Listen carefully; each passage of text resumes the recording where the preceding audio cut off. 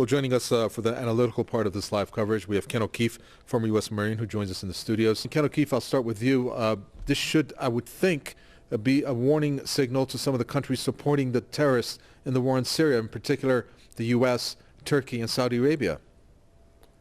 Yes, well, I hope actually that it's even more of a wake-up call for us to realize that we are ISIS, that the Western governments that are in bed with Saudi Arabia, who is the primary funder of ISIS, along with Qatar and other Gulf states, we not only provide the political cover and military assistance to Saudi Arabia while it slaughters innocent people in Yemen, but we also provide the cover for them to go ahead and do their dirty dealing with these psychopaths who are running around Syria and other parts of the world as well, Iraq.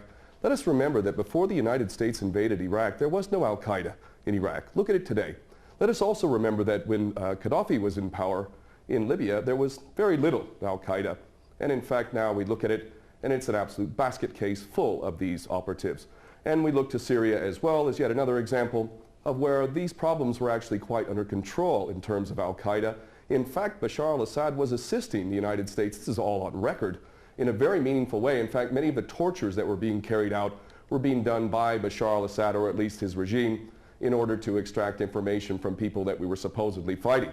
I believe that it is beyond any doubt for any sensible person to realize that not only is the United States providing the financial cover, military cover, political cover for these terrorists through our proxies, but we've also, in pure technical sense, provided the training for these people in Jordan and Turkey. Another one of our best friends has been shuttling these psychopaths across the country from Turkey into Syria for a long time now. So the idea that the West is actually fighting a war against ISIS is beyond ridiculous. So what we really need to do is start realizing the fact that we are ISIS, and the reason why our corrupt, treasonous governments are carrying out these policies is because they do not represent us. They represent the bankers, and the bankers make a hell of a lot of money off of war. And more importantly, as long as we're all fighting each other, as long as we're all not trusting each other, as long as we're all simply being played as pawns over and over, then they can maintain this tyrannical system of never-ending war. So this is really the wake-up call. What has happened in Paris is us. We are responsible through our corrupt governments